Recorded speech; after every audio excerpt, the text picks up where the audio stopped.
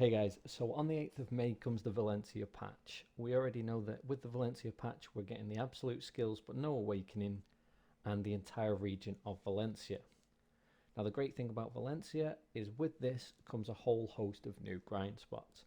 Fantastic places to grind to make money, and also the addition of extra items, things like the Crescent Rings, Basilisk Belt and the Kutum boss that we already know we're going to be getting.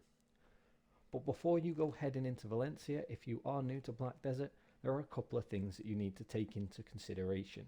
So in this video, we're going to go over what you need to know before you head out into Valencia. Okay, so first of all, if your gear is on the low side, now's the time to improve this. You're going to be wanting around 180 AP and 220 DP if you're looking to go and venture into Valencia solo. The mobs in Valencia have fantastic drops. The silver rate's going to be incredibly inflated compared to Mediah. The problem is you're going to have to cut through much stronger enemies. Now, in Valencia, a lot of people are going to be used to having their awakenings from PC, so the grind times are going to be a lot slower on Xbox. Although we're going to have the absolute skills, we're still not going to have the overall damage output that people have when they're farming on PC. 180 AP and 220 DP is recommended for pretty much all the grind spots. The higher your gear gets, the easier it's going to be. So pump those DP numbers up as high as you can without sacrificing on your AP. Definitely though, if you're looking to go solo and not grind in a group, aim to hit these minimums before you step into Valencia.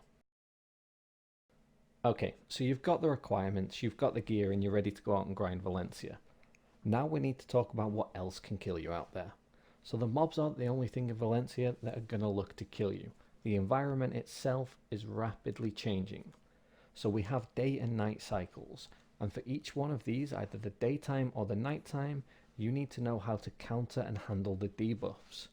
So throughout the daytime, as you'd expect in the desert, without water, you're going to suffer from dehydration.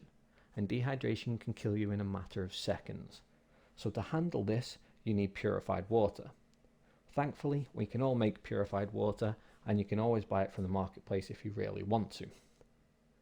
The second of these debuffs is going to be the hypothermia debuff.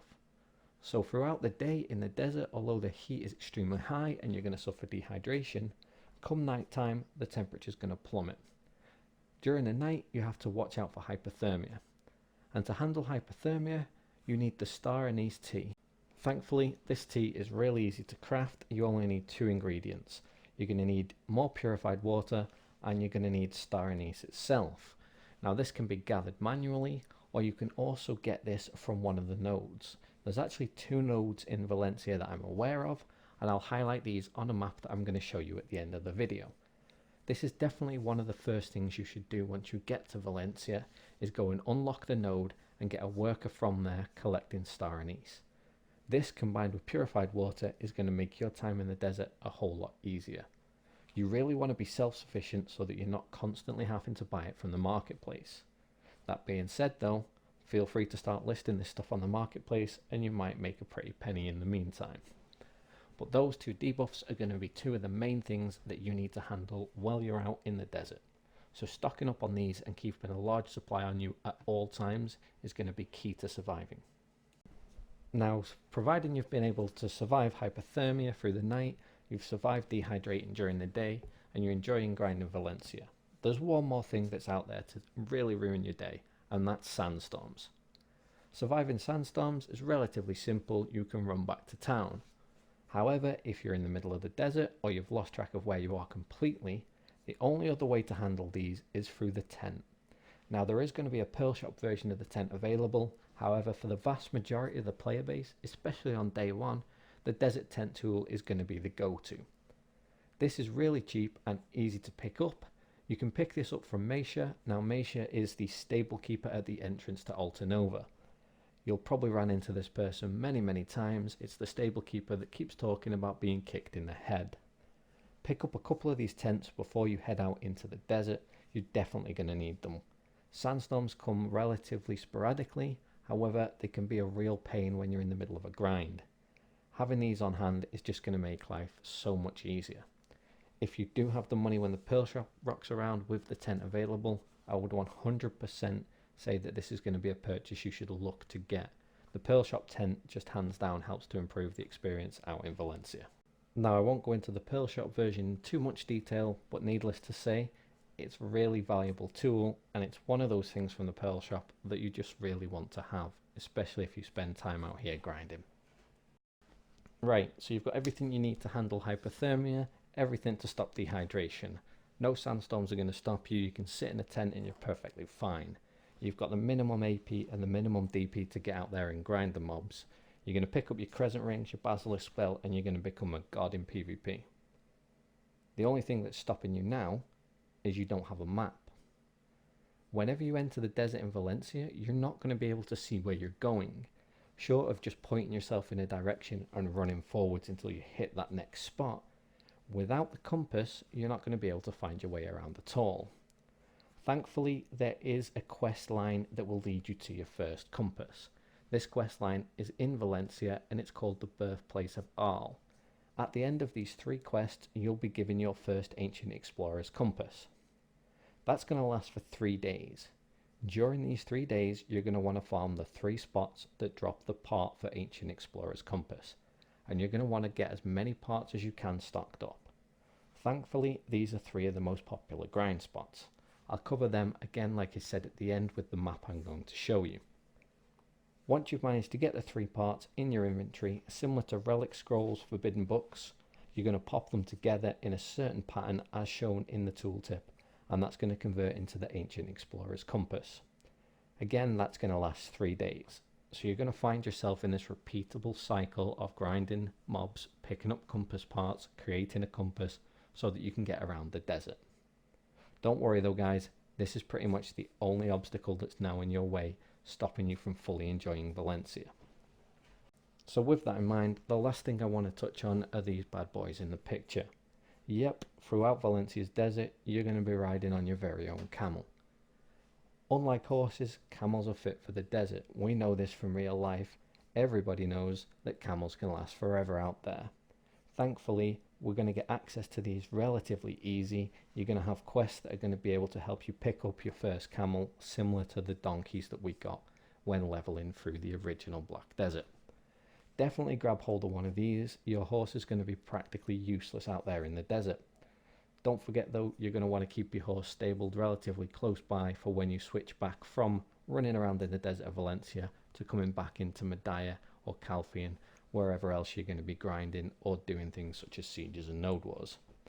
So the first thing you should be looking to do once you've got all of your buffs sorted so that you can stop hypothermia and dehydration, once you've got your tents ready, you've got your first compass from doing the quest series, you're going to pick up this camel and then get yourself out there and start grinding.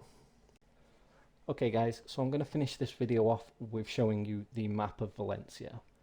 I don't take any credit for this map whatsoever. It was originally made by Inochi with a lot of input from other players on the NA servers and from Black Desert in general. The reason I want to show you this map though is it highlights everything that you need to know in terms of grind spots in Valencia. What you can see on here are 2 different sets of numbers. You've got the top number of the AP and DP based on party and the bottom number based on if you're solo grinding. I'm not 100% how this is going to transfer across to Xbox though. Because we have absolutes before Awakening, the damage numbers might be a bit skewed and some classes might be able to grind on a much lower AP and DP, whereas other classes might still struggle even at the top end. I want to point out on this map as well the town of Shaka-2. Now Shaka-2 is the town that has the close node to get your star anise from. This is going to be the town that you want to run to and pick up and link the node to as quickly as you can. You'll just need a worker in Shaka-2 and you'll be able to link the node for star anise. That's going to help you to make sure that you constantly have a supply of star anise to do the tea with, and the only thing you have to add to this is purified water. You can collect an abundance of purified water just from gathering, so I wouldn't worry about that being any kind of an issue. If you do ever find yourself in trouble in the desert and needing water, another option is to carry a shovel with you. You'll be able to dig for water. The reason that I've omitted this from the start of the guide is it's just a less viable option. It's much better if you just prepare before you head out. So make sure to take that purified water with you and keep your star anise tears and make your star anise tea, and that's going to help you with the hypothermia at night. Now hopefully this video has been useful to you guys. I know there's going to be a lot of players that are new to Valencia. The Xbox community has been fantastic to me, so I wanted to try and give a little bit back and help provide you with an introduction to Valencia and some of the key points that you need to take into consideration. As always, if you are new to the channel, please give that subscribe button a hit for me. Tap on the bell and you'll hear whenever I get any videos coming up. I'm going to get back on doing the absolute skills for the remainder of the classes. I know that there's a lot of people requesting things like the striker videos and the witch videos. I'm going to get around to them as quickly as I can, I do promise. You've probably noticed already the audio quality's improved now I've sorted my mic, and my stream's been getting a lot better in terms of the viewing numbers, and there's been a lot more Q&As going on. So there's a lot more content to come from me, and I'm really hyped and ready for the Valencia launch. Hopefully I'm going to see a couple of you guys out there. As always, don't be afraid to drop any comments in the comments section. Ask me any questions either in-game if you do see me or here on the channel, and thanks for watching.